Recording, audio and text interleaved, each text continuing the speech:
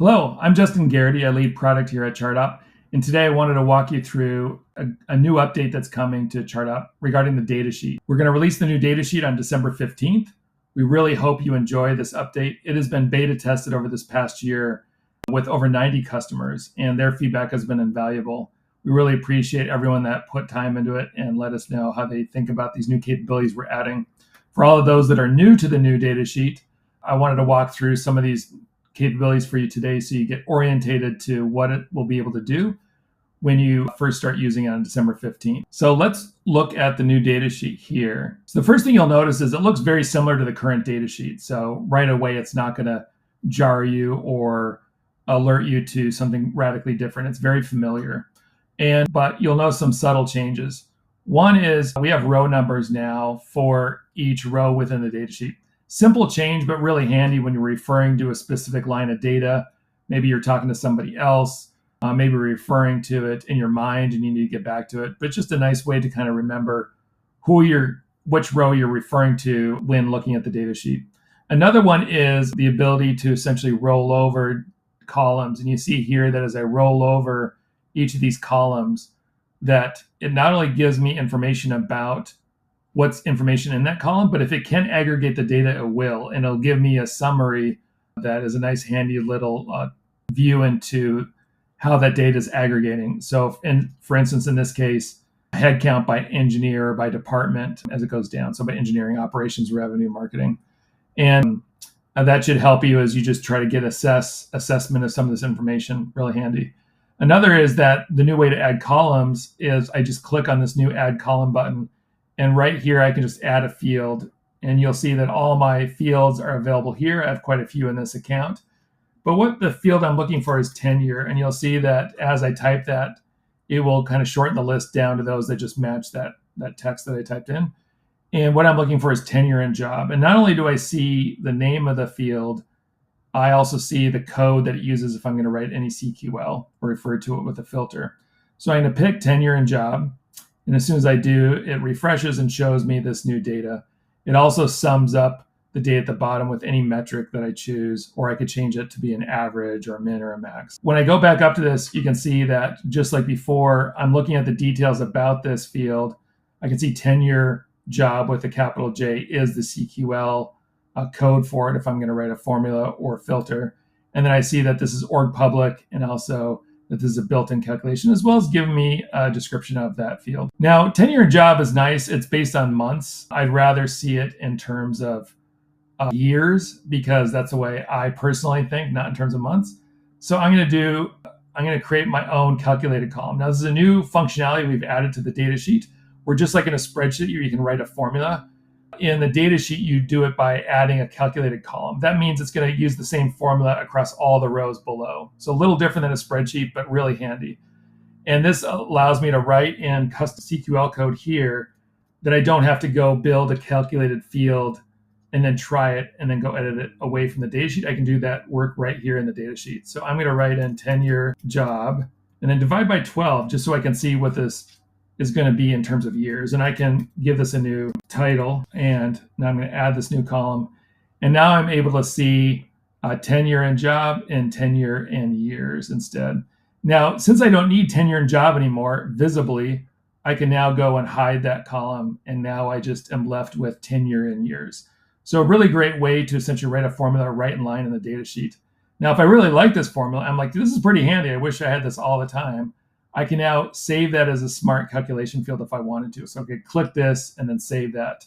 And so that saves me that trip to go and start all over when I go to create a new smart calculated field. Other areas that I wanted to show is on the left, you'll see that we've got a new expand button. And that allows me on any one of these rows to expand the information for that particular row. And in this case, in the data sheet, it's always going to be people or jobs. So I'm expanding and able to see more information about William here or about, Stephanie as I walk down this data sheet. Now, if any of this information is sensitive and you want to not, let's say you're working with somebody else in the same room or they're looking over your shoulder, you're presenting this, you can always use the hide sensitive information button when you're using the data sheet to reduce any non-org public fields that would be on display. like compensation, things like that. So let me turn that back off. So that's the expand button. You'll see the expand button being used in other parts of the interface as well, in new tables and things like that. And that just gives you a detailed view of the object that's being essentially selected. If you're familiar with the 3 buttons that we had on the previous data sheet, you'll see them here too. There's some additional options here. So view on org chart, view profile in a new tab. So I don't have to replace the view that I'm looking at right now. I can edit a person, edit a job, duplicate a job, add a direct report, move a person, terminate, and backfill. And the nice thing about these options is they will kick off the approval workflows related to each of those as required, so that if somebody else is using the data sheet to make one of these changes, it will kick off the appropriate approval process if that's set up for them, instead of them being able to kind of submit those directly in the data sheet. Another thing I wanted to show here, another new capability, is if on the data sheet, I want to get back to like the way the data sheet is when I first arrived or I'm first using it, there's a new, if I hover over the data sheet tab, I can hit a restore. Or I can also hit save as new. If I really like this view, I could save this as a new tab, but I was going to hit restore, and then that'll essentially bring me back to the basic data sheet that I started with. The last feature I wanted to show you today is the ability to not only navigate the data sheet with arrows and commands, but also that I can double click on a cell to edit it if I have edit capabilities. Once I change this, I will need to hit save once I'm done with that change, if I want to make those changes. When I do, it's basically saying, do I want to make those today? And because of my role, it's asking if I want to save those to primary. So this is going to affect that person's title in the org today. So I don't want to do that. So I'm going to hit cancel and hit cancel. But you can now make edits right inside the data sheet just by double clicking on that cell, and it'll put it into edit mode. You can also go into edit mode just by clicking on the edit button, and that'll also put me into edit mode as well. The other thing is, if I want to export out the data sheet, I have the new export and sync option. When I click that, I get my copy all data and headers, export to CSV, or sync to Excel and Sheets options right there. If I want to add a new open job, I have a new icon here with the plus button on it to do that. And then also I can select certain columns if I want to go back to the old school way of adding columns to the data sheet. So if you like that old method of looking at those categorized, I can do it that way as well. The last thing I want to show you in the data sheet is the ability to copy and paste. So if I just select over this data here and hit copy, and I went to, let's say, a Google Sheet or an Excel spreadsheet, I can just then hit paste right into that spreadsheet, and that information will copy directly.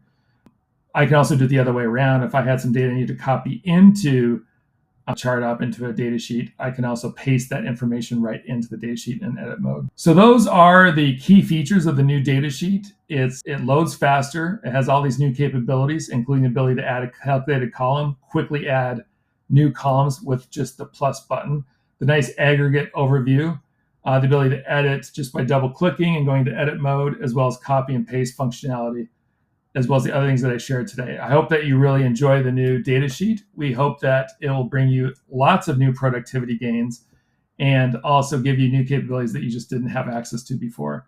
And please keep the feedback coming. We really enjoy your feedback as you use ChartHop. It really helps us on the product team understand areas of functionality and capabilities that are important to you and to be able to add those. So thank you so much.